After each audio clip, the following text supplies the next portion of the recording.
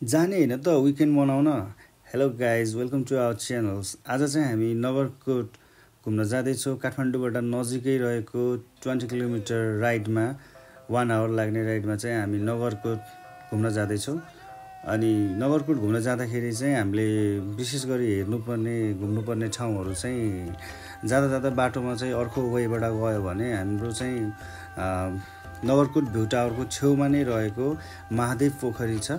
अनि त्यही ठाउँबाट चाहिँ हामी महादेव पोखरी दर्शन गरेर त्यो माथि चाहिँ हामी भ्यू टावर जान्छौँ। एकदमै नजिकको राइड, एकदम आनन्दपूर्ण पिसफुल एरिया इन्भाइरोमेन्ट रहेको एकदमै राम्रो मजा आयो डाँडा काँडा हेर्न है।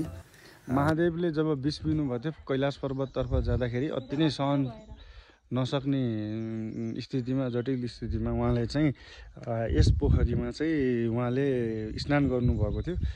त्यही कारणले चाहिँ यो ठाउँको नाम चाहिँ महादेव पोखरी दर्शन गरिसकेपछि हामी छेउमै रहेको भ्यू टावर, नगरकोटको भ्यू टावरमा जाँदैछौँ। ग्रेभिटी भएको यो नगरकोटको भ्यू टावर, यहाँदेखि चाहिँ एकदमै माउन्टेनको भ्यूहरू देख्न सकिन्छ। आज चाहिँ अलि मौसम खराबीले गर्दाखेरि, अलिक क्लाउडी मौसमले गर्दा पानी परेको नेक्स्ट डे चाहिँ हामीले आयो भने चाहिँ एकदमै राम्रो, यहाँबाट चाहिँ सनसेट र सनराइजको एकदमै मजा लिन सकिने ठाउँ हो नगरकोटको भ्यू टावर। एकदमै नजिक, काठमाडौँबाट नजिकैको। अब चाहिँ हामी भ्यू टावर सकिसकेपछि अब हामी चाहिँ ओह्रालो लागेर अनि सिधै गएर अनि हामी चाहिँ वाटरफलको मजा लिन गइरहेको छौँ। त्यसपछि वाटरफलको जाँदाखेरि नै बाटोमा चाहिँ झुलुङ्गे झुला पुलको नि मजा लिन्छौँ। एकदमै राम्रो पिसफुल एरिया, सल्लोको रुखहरू, एकदमै राम्रो चिसो हावा। गर्मीको टाइममा चाहिँ एकदमै यो पोखरीतिर पनि जाँदाखेरि एकदमै नुहाउनलाई एकदमै राम्रो एरिया छ है।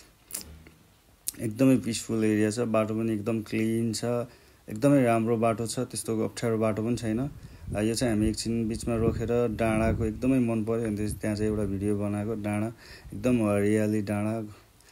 गाइज अब चाहिँ हामी झुलुङ्गे पुलको हेर्न सक्नुहुन्छ। झुलुङ्गे पुल एकदमै राम्रो। योभन्दा अलि माथि झुलुङ्गे पुलबाट माथि गयो भने चाहिँ एसियाकै नै दोस्रो नम्बरमा पर्ने लार्जेस्ट जिप लाइन छ, सबभन्दा लङ्गेस्ट छ। एकदमै राम्रो। यो तल हामी यो झुलुङ्गे पुलदेखि हामी तल एउटा खोला हेर्न सक्छौँ। यसको आवाज यति मिठो आवाज आउँछ, यस्तो राम्रो आवाज गुन्जिने खोलाको आवाज। यो झुलुङ्गे पुलको एकदमै चिसो हावाले हल्लाइरहेको। र साथै अब हामी त्यो बाटो जाँदाखेरि चाहिँ क्रममा चाहिँ हामीले एउटा चाहिँ यो नि हेर्न सकिन्छ। यो तपाईँको शान्ति डाँडाको बौद्ध पार्क एकदमै राम्रो। यहाँनिर एकछिन विश्राम गर्नलाई पनि मिल्ने। थकान लाग्छ भने एकदम हुन त सानो राइड छ, छोटो राइडमा चाहिँ त्यस्तो थकान चाहिँ लाग्दैन। अहिलेको चाहिँ चैत वैशाखको टाइममा चाहिँ गयो भने हामी लाली गुराँस फुलहरू हेर्न सक्छौँ है। हामी जाँदैछौँ नगरकोटको वाटरफल हेर्न। अब हेरौँ त्यहाँ पानी छ कि छैन। पानी त छ, खोला त बगिरहेको थियो हो। थाकिसक्यो हिँड्दा यहाँ पनि 20 मिनट लाग्छ अझ हिँडेर जानु, 20 मिनट आउन। सरी गाइज, आज चाहिँ टाइम अलिकति बेलुका भइसकेको कारणले गर्दाखेरि चाहिँ आज हामीले चाहिँ त्यो नगरकोटको वाटरफल चाहिँ हेर्न पाएनौँ। एकदमै जङ्गल थियो अनि 2 जना मात्रै थियौँ। अनि त्यसपछि एकदमै डरलाग्दो चितुवाहरूको बाटो, त्यहाँ चितुवाहरू बस्दो रहेछ, बाटो एकदम सुनसान थियो। अनि त्यही कारणले चाहिँ हामी अलिकति आफ्नो सेफ्टीको लागि भनेर नै फर्किनुपर्छ भनेर फर्कियो गाइज। नेक्स्ट भिडियोमा चाहिँ हामी वाटरफल पनि देखाउँछौँ हजुरलाई। त्यतिखेर मौसम पनि एकदम गर्मीको टाइम हुन्छ, त्यो टाइममा चाहिँ एकदमै झन् लाभदायी।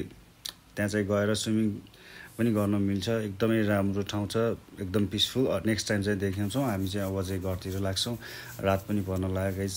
ल okay, thank you for watching, thank you so much.